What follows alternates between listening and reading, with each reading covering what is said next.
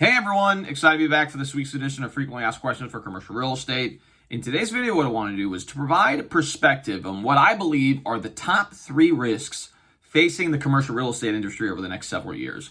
Now, before we dive into this video, I would greatly appreciate it if you can like and subscribe to this channel. It really does make a difference with the YouTube algorithm and ensures more and more people can hear this message and learn about the many facets of commercial real estate. So now you've done that, go ahead and like and subscribe below. Let's go ahead and dive into this episode. All right, so in this video, I'm going to share what I believe to be the top 3 risks facing the commercial real estate industry over the next several years. And as we're recording this, we are in the springtime of 2023. The last 6 to 12 months have been interesting to say the least. And right now, we're going to start with number 1 on the list. So the number 1 issue facing the commercial real estate industry going forward is interest rates that have occurred over the interest rate spikes that have occurred over the last 6 to 12 months. As we all know, the Fed has been pushing rates hard to try to reduce the impact inflation has on the economy. And they've been doing this at a historic level. We have not seen a rise in interest rates this rapidly ever, at least since the Fed has been able to manipulate the monetary supply through the different means that they have at their disposal. So what's been happening is because interest rates have risen so sharply in a short period of time, a lot of debt that was taken out 5 years ago, 4 years ago, 3 years ago, is going to come to maturity relatively soon. As I was reading an article recently that said roughly $480 billion of commercial debt is going to be coming to maturity in 2024. And then each subsequent year, that number eclipses $500 billion per year. So what ends up happening? Well, let's say that you're an investor or developer that had taken out debt at a 3% or 4% interest rate. And now when your loan comes to maturity, now you're looking more at a 7, maybe 8%, depending on how the Fed responds over the next year or so. So that's a big delta in the interest that you're going to be paying on the note that you ultimately have. So lenders are going to do one of 2 things. They're going to analyze their books to determine what the risk is of holding those notes on their books. And if they decide, okay, we're willing to now, re-up you as far as your debt commitments are concerned, they're going to require you to meet certain covenants. And the covenants primarily are capital requirements, and not only that, but also having what's known as your covered debt service coverage ratio. So being able to cover that ratio. Now, when you increase interest rates, your mortgage payment ultimately increases. So you have to have more income to be able to justify the loan that you're ultimately receiving. And if you can't raise the revenue enough to cover that delta, you're going to have to come to the table with more money. And I believe this is what's going to happen. You're going to start seeing a lot more inventory come to market, and prices for commercial properties are going to begin to drop across the board.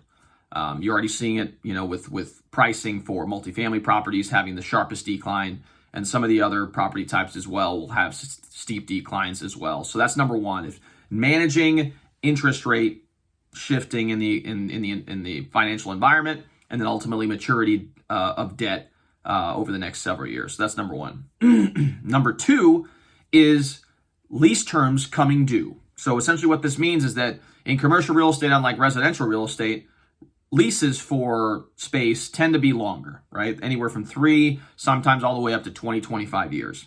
But a lot of, institutional level leases are in that, 10-year to 20-year range. Now, what happens? We've had significant disruption in the office market in particular with the COVID-19 pandemic. And you're starting to see a lot of employers rethink how they're going to be utilizing their space going forward. Now, you haven't seen a sharp drop off to a level that we would expect, mainly because a lot of employers still have leases in place that aren't ending in the near term. So maybe 2 or 3 years out, you might start seeing a lot more people pull back as far as their utilization of space in the office environment. This also goes for retail, in particular when you're talking about big box chains. When you're talking about larger footprint in retail, I think you're going to start seeing a lot more people shrinking their footprint and trying to maximize their per square foot impact in a building. And that's going to mean more space availability going forward. And so I think as the years start to progress, in this, lower economic activity environment, you're going to start seeing a lot more inventory as far as leasing space is concerned, which is going to drive rents downward, and it's going to impact people's revenue. And when you have downward pressure on rents and upward pressure as far as, interest rates are concerned, hence it's going to bring more inventory in the market, thus affecting the commercial real estate pricing in that environment. So that's kind of two of the factors. 1 and 2 are going to be impacting commercial real estate prices going forward, at least in my opinion. And then finally, number 3 is insurance costs. I'm sure that for those of you guys who are located in Florida and some of these other coastal markets, you're starting to see insurance costs go through the roof. I've heard that some insurers, in particular in Florida, don't even want to insure in Florida because of all the hurricanes and other natural disasters that have occurred. Insurance costs have also been impacted by supply chain issues. The cost of materials and construction costs have gone through the roof, thus causing premiums for insurance to go through the roof as well.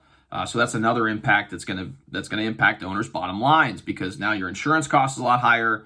Either A, you have to pass it to the tenant, and that's going to be an impact on the tenant's bottom line, or you yourself as the owner are going to have to absorb that cost or that delta. So again, whichever way you slice it, it's going to become a lot more expensive to hold commercial property over the near term and maybe the next 3 to 5 years, if I had to guess.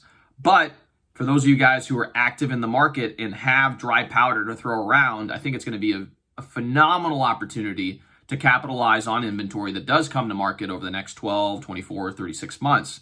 And so hopefully you guys gain some value from this video. I think the commercial real estate landscape is going to be shifting very much so over the next couple of years. And I hope that you guys are ready to go as far as capitalizing on those opportunities.